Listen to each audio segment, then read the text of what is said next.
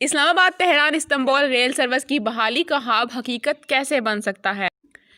Quetta chamber of commerce سے وابستہ صلاح الدین ہلجی نے بی بی سی کو بتایا کہ تاجر برادری اس سروس کی بحالی سے خوش ہے، تاہم ان کے مطابق اس کو مؤثر بنانے کے لیے پاکستانی حکومت کو تاجروں کو درپیش مسائل حل کرنے ہوں گے۔ ان کا کہنا ہے کہ تفتان والے روٹ پر ریت کے طوفان سے یہ ٹرین رک جاتی ہے اور پٹڑی کی صفائی کا کوئی خاطرخواہ انتظام بھی موجود نہیں۔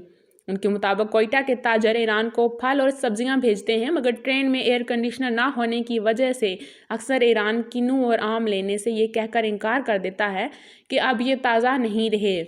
صلاح الدین کے مطابق ان اشیاء کو باہر بھیجنے کے لیے کراچی سے جا کر کلیئرنس سرٹیفکیٹ حاصل کرنا پڑتا ہے۔ ان کے مطابق حکومت متعلقہ محکمے کا دفتر کوئٹہ میں بھی کھولے تاکہ تاجر کم وقت میں اشیاء کی برآمدات کو یقینی بنا سکیں۔ کوئٹہ چیمبر کے جمال الدین اچکزئی کے مطابق اس ٹرین سروس کا سب سے بڑا مسئلہ تو یہی ہے کہ ایران پر عالمی پابندیوں کی وجہ سے کاروباری لین دین میں مشکلات پیش آ رہی ہیں۔ اب یا تو بارٹر ٹریڈ کا نظام وضع کیا جائے جس کے تحت مال کے بدلے مال دیا جائے، یا پھر ایسے بینکوں کے ذریعے کاروبار کیا جائے جنہیں پابندیوں سے استثناء حاصل ہو۔ ان کے مطابق تاجروں کے ایک وفد نے وفاقی وزیر خزانہ حفیظ شیخ کو یہ تجویز دی ہے کہ جس چینی بینک کو ان پابندیوں سے استثناء حاصل ہے اس کی ایک برانچ کوئٹہ اور ایک زائدان میں کھولی جائے تاکہ آن لائن پیمنٹ کا نظام وضع کیا جا سکے۔ ان کے مطابق پاکستان ریلوے کے کارگو ڈبے مناسب نہیں ہیں، جبکہ ریلوے حکام ہفتے میں صرف 2 بار انجن دیتے ہیں، جس کے ساتھ ساتھ صرف 10 سے 15 بوگیاں ہوتی ہیں جو کاروباری ضروریات کو پورا نہیں کرتی۔ ان کے مطابق پاکستان کو ایسی ٹرین سروس شروع کرنی ہوگی جس میں کنٹینر کا نظام ایسا ہو کہ پھر سامان بغیر کسی رکاوٹ کے سیدھا آخری منڈی یعنی منزل مقصود تک جا پہنچے۔ جمال الدین کے مطابق حکام انہیں یہ یقین دہانی کراتے ہیں کہ سی پیک منصوبے کے تحت تفتان تک ریلوے لائن بہتر کر دی جائے گی، تاہم ان کے خیال میں یہ ایک وقت طلب کام ہے۔ ان کا کہنا ہے کہ کچھ عرصے قبل جب ریلوے کے سابق وزیر شیخ رشید بلوچستان آئے تھے تو انہوں نے یہ اعلان بھی کیا تھا کہ چمن سے اسپین بولدک تک بھی ریلوے لائن جلد بچھائی جائے گی۔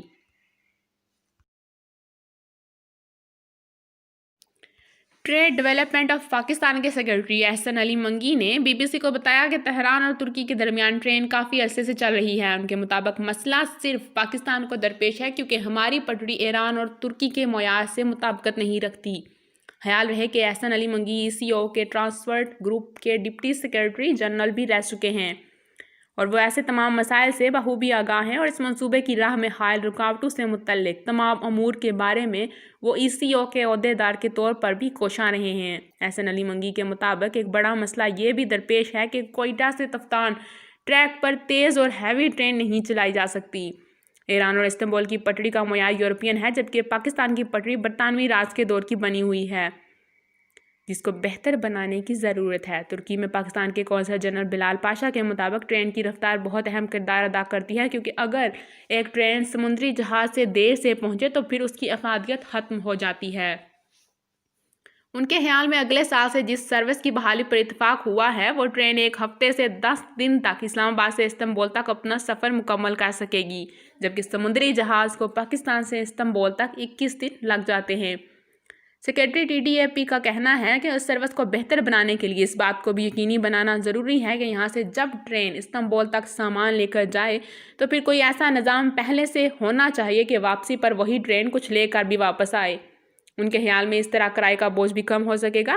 بلال پاشا کے مطابق اس علاقے کی ہارڈ ٹرین کی وجہ سے ٹرین پر 1 سے زیادہ انجن لگائے جاتے ہیں، جس سے ٹرین کا خرچہ بڑھ جاتا ہے۔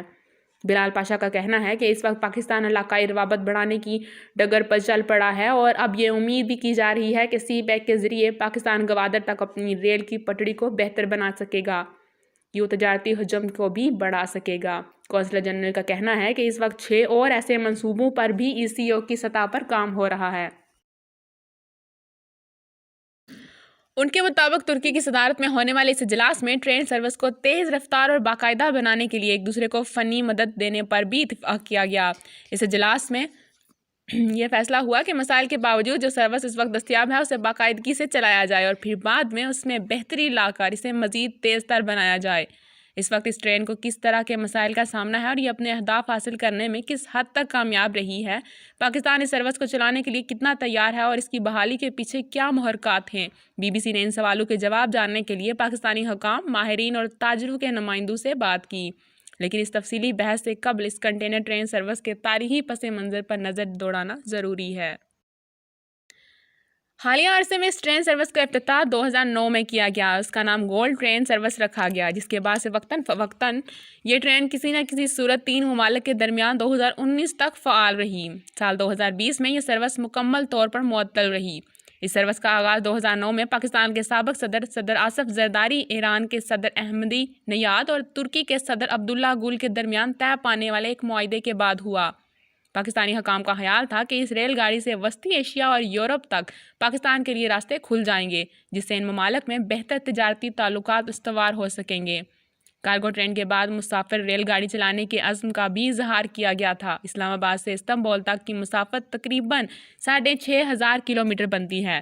ترکی میں پاکستان کے قونصلر جنرل بلال پاشا کے مطابق اس ٹرین کا تصور 1960 سے 1970 سے چلا آ رہا ہے اور ماضی میں اسے RCD ٹرین کہا جاتا تھا۔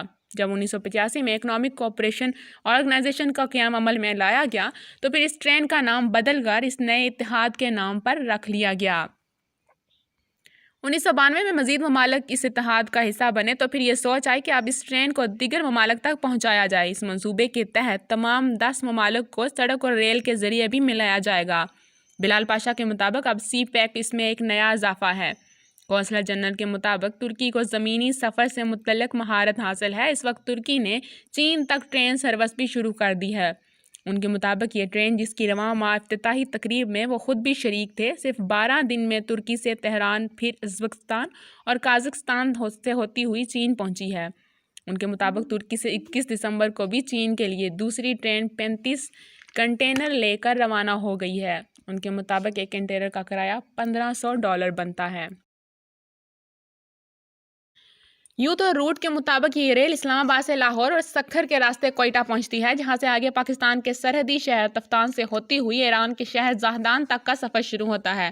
یہ دلچسپ بات ہے کہ اس سروس کو شروع کرنے کے باوجود کبھی پاکستان کی ٹرین ملکی حدود سے باہر سفر نہ کر سکی۔ ریلوے حکام کے مطابق اسلام آباد سے زاہدان تک ایک طرح کی ریل کی پٹری ہے، جبکہ زاہدان سے آگے استنبول تک بھی سٹینڈرڈ گیج کی پٹری ہے، جس وجہ سے پاکستانی ٹرین اس پٹری پر مزید سفر جاری نہیں رکھ سکتی۔ ایران اور استنبول کی پٹری کا معیار یورپین ہے، جبکہ پاکستان کی پٹری برطانوی راج کے دور کی بنی ہوئی ہے، جس کو بہتر بنانے کی ضرورت ہے۔ اس لیے زاہدان کے مقام پر ایرانی حکام پاکستانی ٹرین سے کنٹینر اپنی ریل گاڑی میں منتقل کر دیتے ہیں، جو پھر وہاں سے استنبول تک جاتی ہے۔ وزیر داخلہ شیخ رشید احمد نے کچھ عرصہ قبل وفاقی وزیر برائے ریلوے کی حیثیت سے ایک پریس کانفرنس کی اور اس میں بتایا کہ پاکستان ریلوے کو ترکی، ایران، افغانستان اور روس کے ساتھ ملانے جا رہے ہیں۔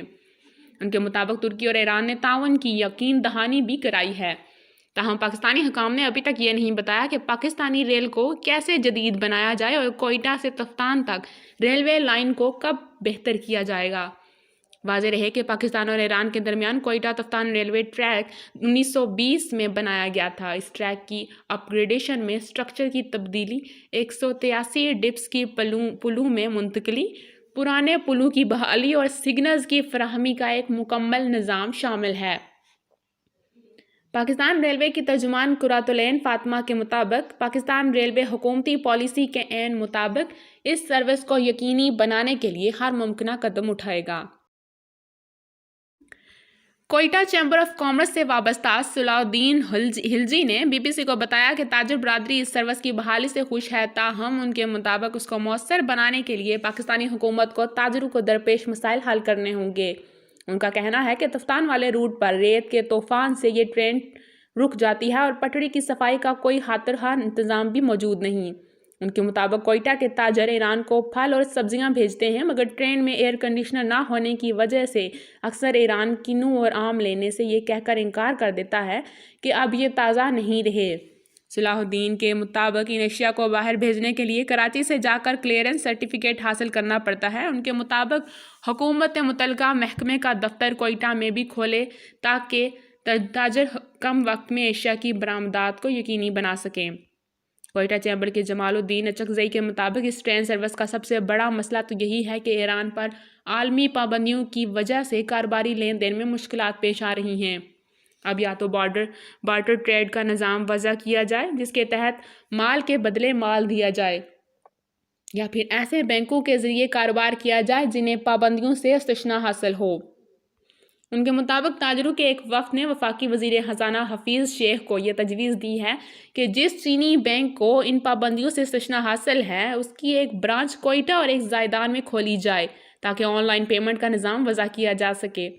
ان کے مطابق پاکستان ریلوے کے کارگو ڈبے مناسب نہیں ہیں، جبکہ ریلوے حکام ہفتے میں صرف 2 بار انجن دیتے ہیں، جس کے ساتھ ساتھ صرف 10 سے 15 بوگیاں ہوتی ہیں جو کاروباری ضروریات کو پورا نہیں کرتی۔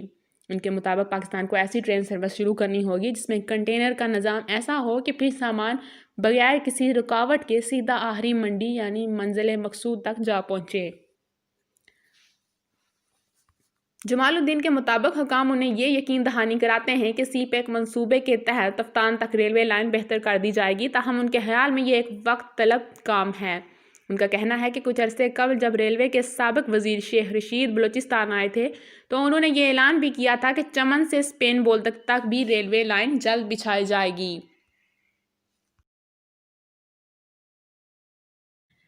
اسلام آباد تہران استنبول ریل سروس کی بحالی کا خواب حقیقت کیسے بن سکتا ہے؟